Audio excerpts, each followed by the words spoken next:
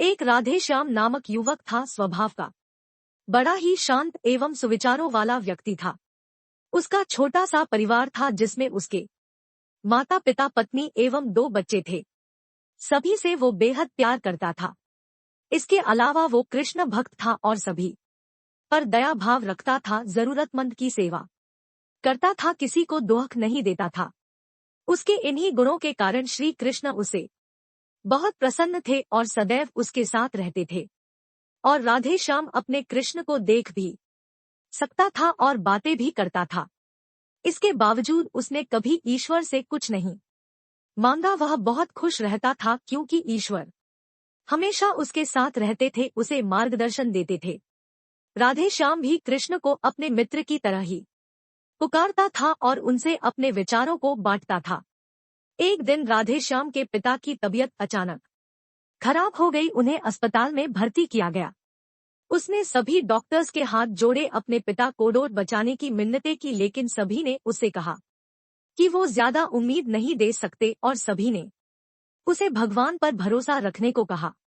तभी राधेश्याम को कृष्ण का ख्याल आया और उसने अपने कृष्ण को पुकारा। कृष्ण दौड़े चले आए। राधेश्याम ने कहा, मित्र तुम तो भगवान हो, मेरे पिता को बचा लो। कृष्ण ने कहा, मित्र ये मेरे हाथों में नहीं है, अगर मृत्यु का समय होगा तो होना तय है। इस पर राधेश्याम नाराज हो गया और कृष्ण से लड़ने लगा। गुस्से में उन्हें कोसने लगा। भगवान ने भी उसे बहुत समझाया पर उसने एक ना सुनी।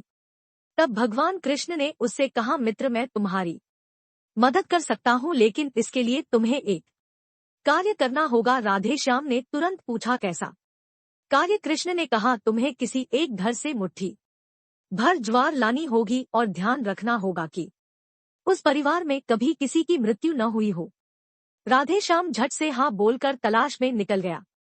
उसने कई दरवाजे खटखटाए, हर घर में ज्वार तो होती, लेकिन ऐसा कोई नहीं होता जिनके परिवार में किसी की मृत्यु ना हुई हो। किसी का पिता, किसी का दादा, किसी का भाई, माँ, काकी या बहन।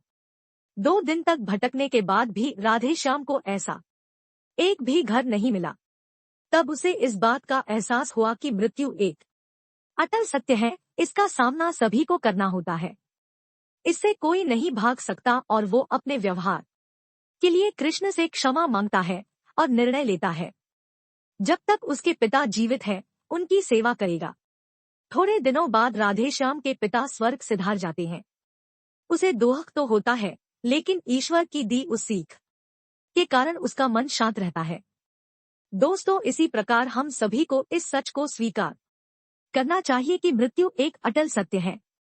उसे नकारना मूर्खता है, दुख होता है, लेकिन उसमें फंस जाना गलत है, क्योंकि केवल आप ही उस दुख से पीड़ित नहीं है, अपितु संपूर्ण मानव जाति उस दुख से रूबरू होती ही है। ऐसे सच को स्वीकार कर आगे बढ़ना ही जीवन है। कई बार हम अपने किसी खास के चले जाने से इतने बेबस हो जाते हैं कि सामने खड़ा जीवन और उससे जुड़े लोग हमें दिखाई ही नहीं पड़ते। ऐसे अंधकार से निकलना मुश्किल हो जाता है। जो मनुष्य मृत्यु के सत्य को स्वीकार कर लेता है, उसका जीवन भार विहीन हो जाता है और उसे कभी कोई कष्ट तोड़ नहीं सकता।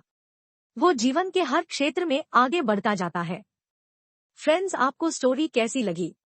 आप अपने कमेंट्स के द्वारा हमें अवश्य बताएं। कहानी पसंद आने पर लाइक और शेयर करें। ऐसी ही और famous Aesop's fable story for Hindi कहानी के लिए हमें सब्सक्राइब कर लें।